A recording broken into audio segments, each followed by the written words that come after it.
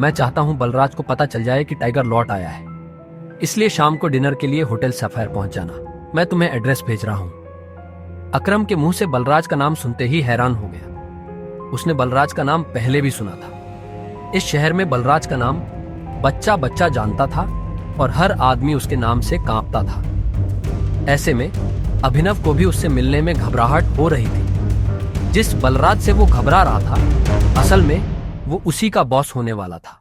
आपको सच में लगता है कि मुझे बलराज जी से मिलना चाहिए?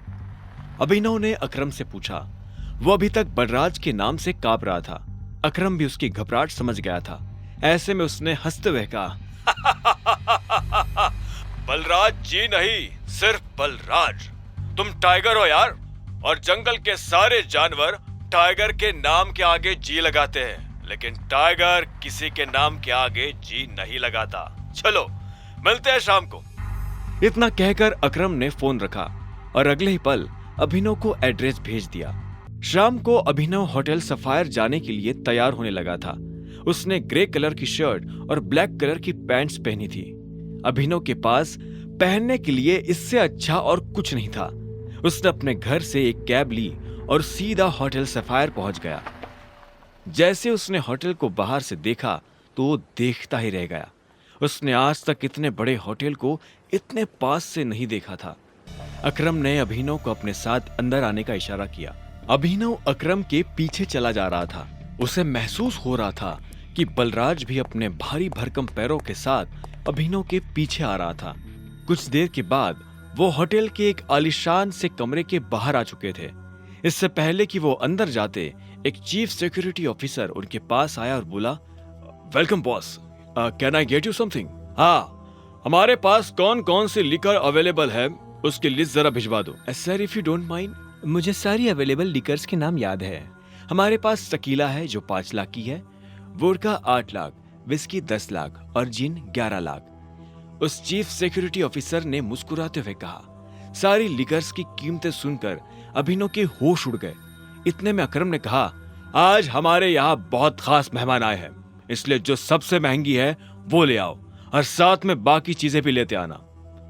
अंडरस्टूड सर, उस चीफ सिक्योरिटी ऑफिसर ने कहा और फिर वहां से निकल गया। इतने में अकरम ने बलराज से कहा, मैंने तुम्हें एक बहुत ही जरूरी खबर देने के लिए यहाँ बुलाया है। हमें संजय का बेटा टाइगर मिल गया है, लेकिन वो अभी अंडर कवर है, इसलिए मैं तुम्हें उससे बाहर नहीं मिलवा सकता था। अकरम के इतना कहते ही 2 चीफ सिक्योरिटी ऑफिसर अंदर आए और उन्होंने वाइन और बाकी चीजें टेबल पर रख दी। Anything else sir? Chief security officer ने पूछा। अकरम ने ना में सिर हिलाया और उन दोनों को जाने का इशारा कर दिया। दोनों चीफ सिक्योरिटी ऑफिसर वहां से निकल चुके थे। इधर बलराज ने बोतल उठाई और अपना ग्लास भरना शुरू कर दिया। बलराज ने बोतल वापस रखी, एक नजर अभिनव को देखा और बोला, तो टाइगर यही है? बलराज ने कहा और ग्लास अपने होठों से लगा लिया। वो ग्लास में से पैनी नजरों से अभिनव का चेहरा देख रहा था। हाँ, यही है हमारा टाइगर। मैं चाहता था कि ये हमारी टीम के बड़े और भारी मेंबर्स से मिले। एक बार सबसे मिलने के बाद हमें जिस तरफ बढ़ना है उस तरफ टाइगर ही हमें लीड करेगा। सॉरी अकरम, लेकिन मुझे थोड़ी हंसी आ रही है। माफ करना दोस्त, पर सारी बातें तुम कर रहे हो। हमारा टाइगर गूंगा है क्या? तुम्हें टाइगर के बारे में इस तरह से बात नहीं करनी चाहिए, अकरम ने कहा। यह सुनते ही अभिनव को हंसी आ गई। उसने हंसते हुए एक पल के लिए बलराज को देखा और बोला, मुझे तुम्हारी बोल्डनेस अच्छी लगी। तुम बॉस हो गए, लेकिन भूलो मत कि तुम किसके सामने बैठे हो। मैं टाइगर हूं और मैं गूंगा नहीं हूं। मैं यहां अपनी गद्दी लेने आया हूं। सिर्फ अकरम की शाबाशी से काम नहीं चलेगा प्यारे। मैंने यह एक्सेप्ट नहीं किया कि तुम टाइगर हो। तुमने कहा कि तुम साबित कर सकते हो, तो मैं तुम्हें चैलेंज देता हूं। यह सुनते ही अकरम के कान खड़े हो गए। वो जानता था बलराज क्या करने वाला है।